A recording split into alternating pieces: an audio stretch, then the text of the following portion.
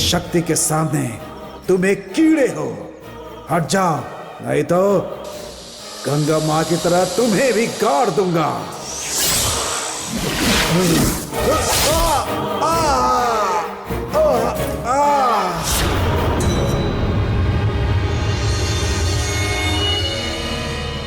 मैं तुम्हारी मदद नहीं कर पाऊंगा। तुम्हें तुम्हारी गलतियों का दंड मिला है। नागम्मा ने तुम्हें डसा है। मैं उसके विष को बाहर नहीं निकालूंगा।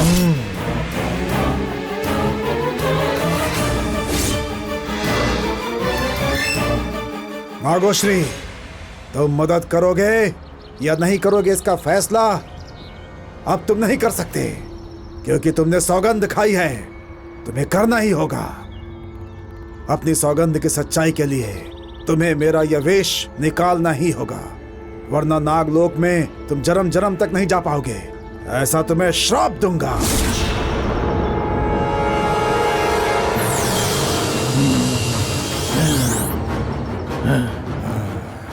मैंने सौगंध खाई है।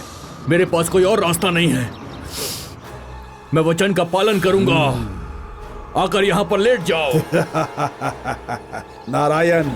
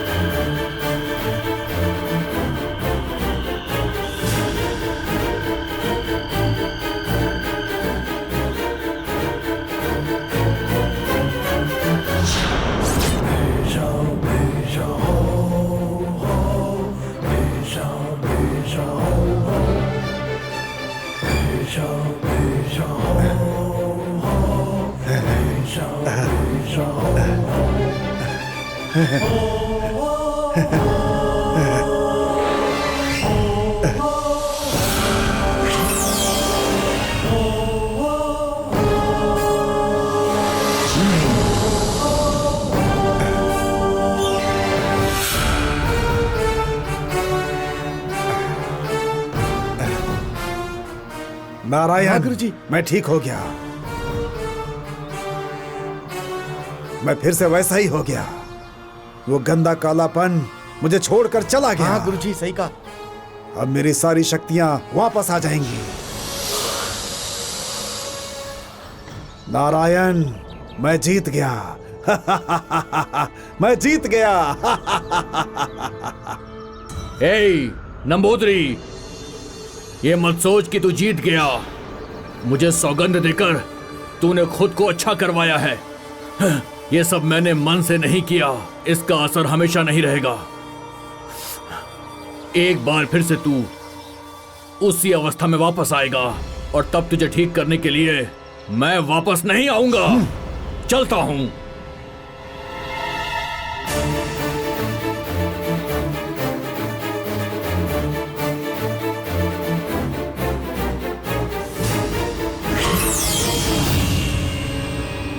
गुरुजी, ये क्या गुरुजी? नागोश्री आपको श्राप दे करके चला गया। नारायण, हम तांत्रिक लोग हैं, किसी के श्राप से नहीं डरते। हम अपने तरीके से जीते हैं। ये सोचकर हमें खुश होना चाहिए। नारायण, चलो चलते हैं।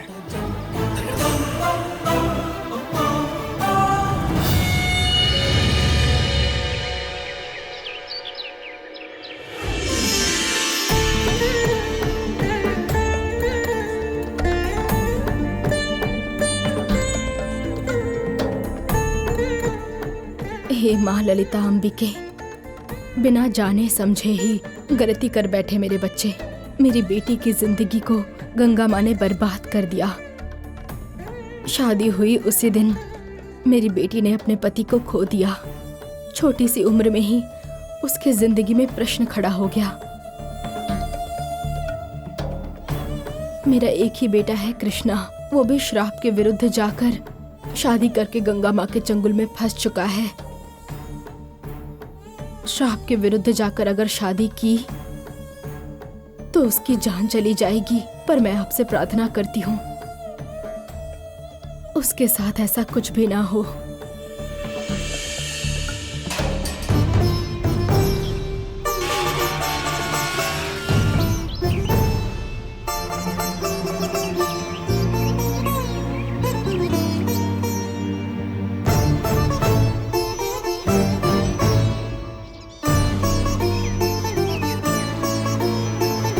हे माँ। माँ,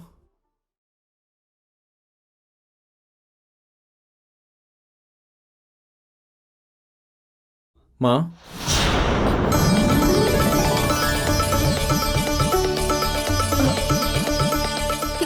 कृष्णा,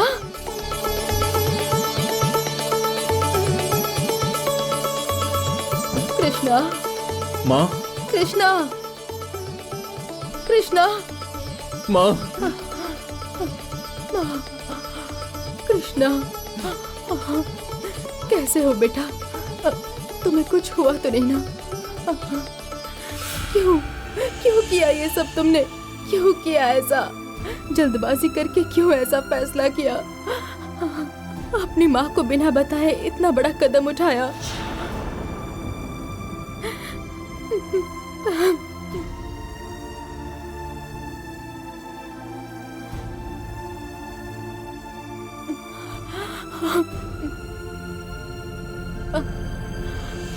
देख रहे हो ना?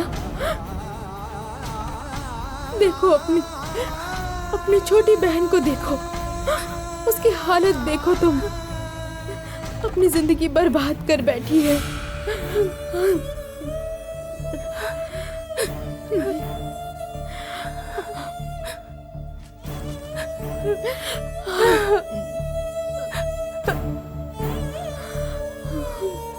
कंचन, भैया,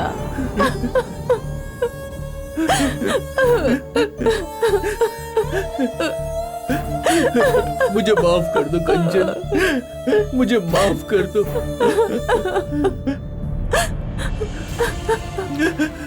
कंचन, मैंने हमेशा तेरी खुशी चाहिए, तेरी खुशी के लिए मैं कुछ भी करूंगा। ऐसी दुर्घटना घट जाएगी मैंने सोचा भी नहीं था। तुम खुश रहो, यही सोचकर मैंने वो सब कुछ किया था। लेकिन प्रभा के साथ ये सब हो जाएगा मैंने सपने में भी नहीं सोचा था। आप ऐसा मत कहिए भैया, हम लोगों से गलती हुई है और गंगा माँ हमसे इसी बात का बदला ले रही है। उनकी बलि चढ़ने के अलावा हमारे पास कोई रास्ता नहीं है भैया।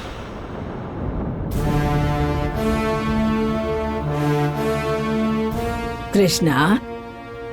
दादी, परिस्थितियां कैसी भी हो, पर हमें किसी भी हालत में हार नहीं माननी चाहिए। एक बात याद रखना कि हम वीरों के खानदान से हैं। हम इस तरह से भाग नहीं सकते हैं। हमें देखकर उस मौत को डर लगना चाहिए। सिंगापुर जाने के लिए कहा था ना तुझे? मौत के डर से नहीं गया क्या? तुझे खुशहाल जिंदगी जीनी है, इसलिए तुझे मैंने सिंगापुर जाने को कहा। तो फिर तू गया क्यों नहीं बेटा? दादी पूछ रही है कि तू सिंगापुर क्यों नहीं गया? नहीं पापा, मैंने सिंगापुर जाने का सारा प्लान बना लिया था और इसीलिए मैं एयरपोर्ट के लिए निकलने वाला था। लेकिन उसी बीच क्या हुआ, पूजा रूम में रखा हुआ मेरा पासपोर्ट अपने आप जलने लगा। दादी,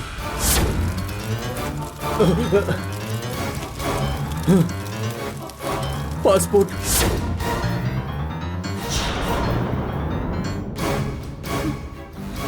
तो उसमें कौन सी बात है? नया पासपोर्ट क्लेम करके तुझे निकल जाना चाहिए था। सिर्फ इतनी सी बात नहीं है। मैं और मुरली पासपोर्ट लेने के लिए पासपोर्ट ऑफिस जा रहे थे, पर रास्ते में मेरा एक्सीडेंट हो गया। मैं बस मरते मरते बचा हूं पापा।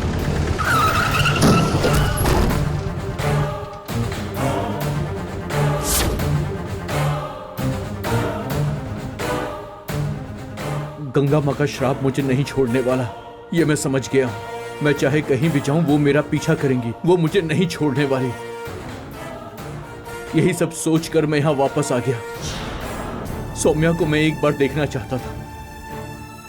मैंने सौम्या को देख लिया, अब आप लोगों को देखने के लिए यहां आ गया। रुक जा, तू मरने के लिए नहीं जन्मा है, इस जिम्मेदारी के लिए तुझे जीना होगा।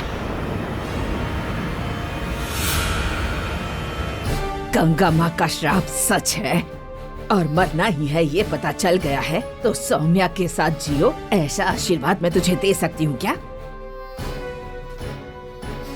तुम जैसी चाहते हो वैसी ही जिंदगी जी कर दिखाओ। इस जमींदारी में पैदा होने वाले की आशा कभी निराशा में नहीं बदलनी चाहिए।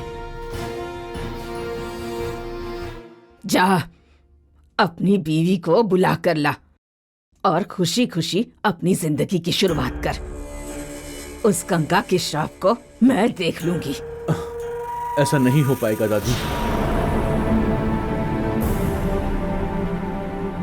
क्यों? अगर गंगा माँ मान भी जाए तो सौम्या के पापा हरगिज नहीं मानने वाले।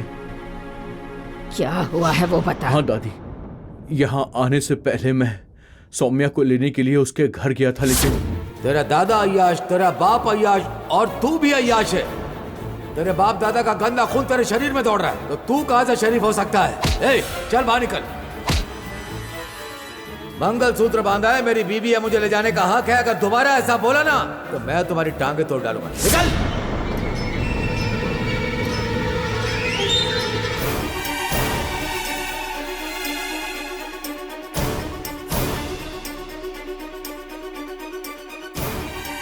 तू उसे अपने साथ नहीं ला सकता है, ये कहने का अधिकार किसने दिया उसे? उस लड़की के गले में मंगलसूत्र तूने बांधा है। अपनी बेटी के बारे में फैसला करने वाला वो कौन है? वो इस गांव का प्रेसिडेंट है, तो हर मामले में बोलना जरूरी है क्या?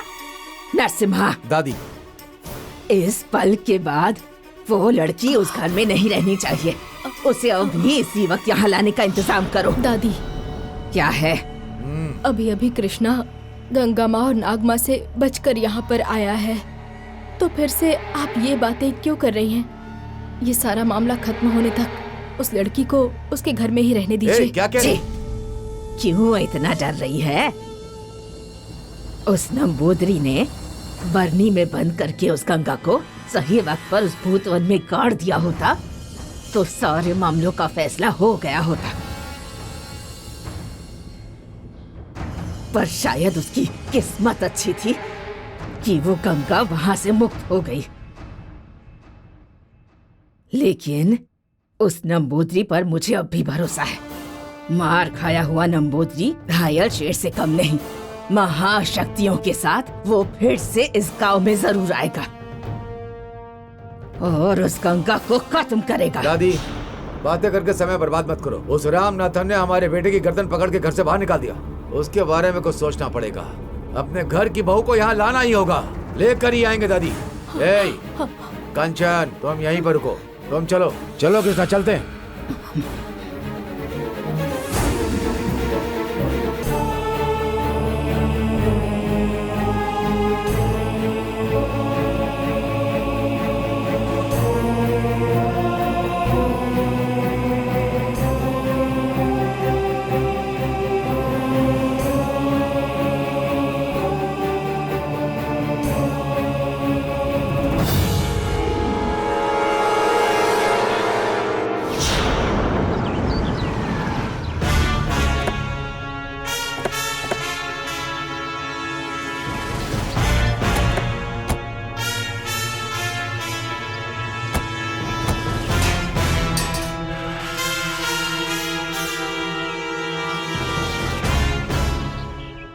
नरसिम्हा, उस प्रेसिडेंट को बाहर बुलाओ। दादी, बाहर खड़े होकर क्यों बात करना?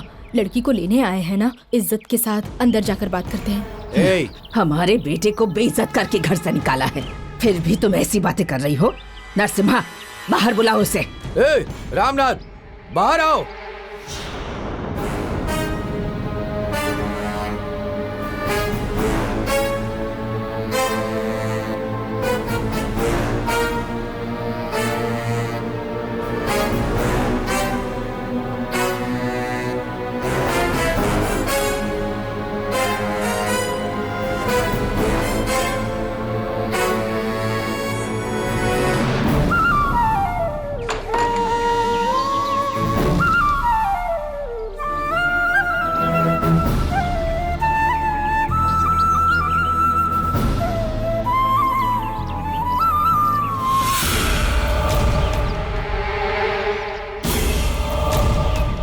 आप सब लोग यहाँ पर क्यों आए हैं? मैं जानता हूँ बिना मतलब की बातें करने और बेइज्जत करने। ए, कौन किसकी बेइज्जती कर रहा है? हैं? लड़की को तुमने जन्म दिया है, मेरा बच्चा शेर है, हम किसी को बदनाम क्यों करेंगे? नरसिम्हा, ये सब कहने की जरूरत नहीं है।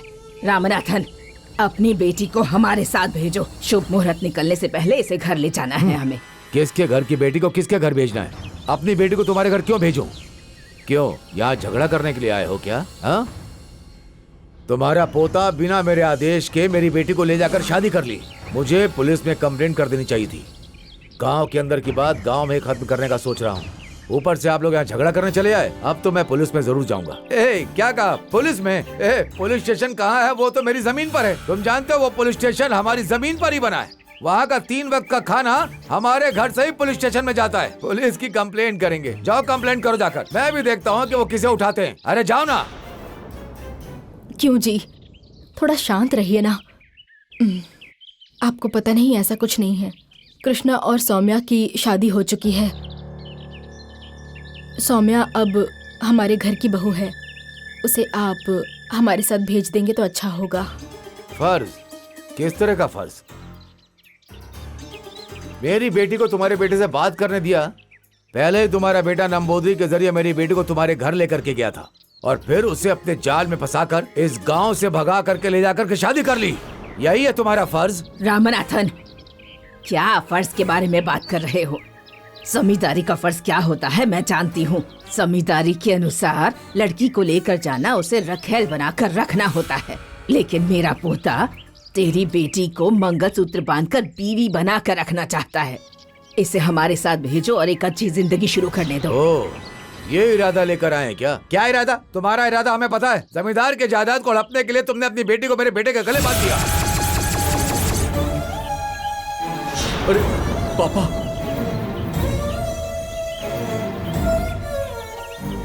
बिना खर्चे के शादी हो जाए इसीलिए तुमने अपनी बेटी को मेरे बेटे के साथ भिजवा दिया।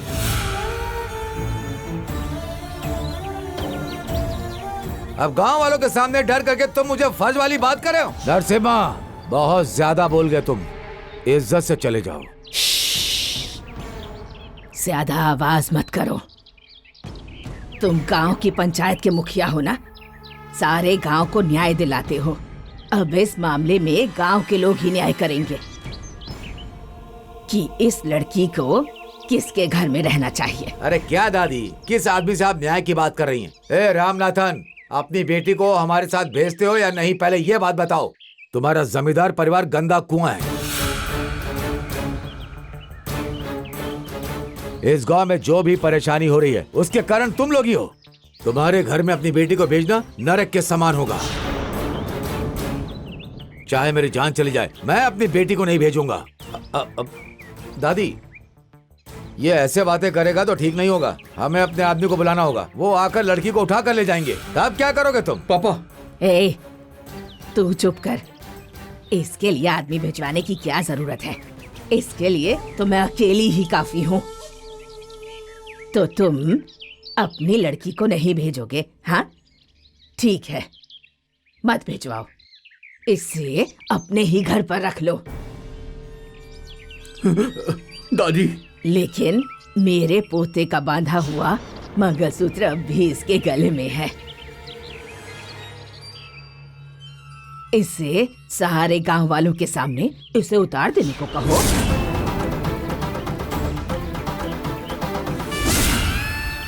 तो अब हम यहाँ से चले जाएंगे।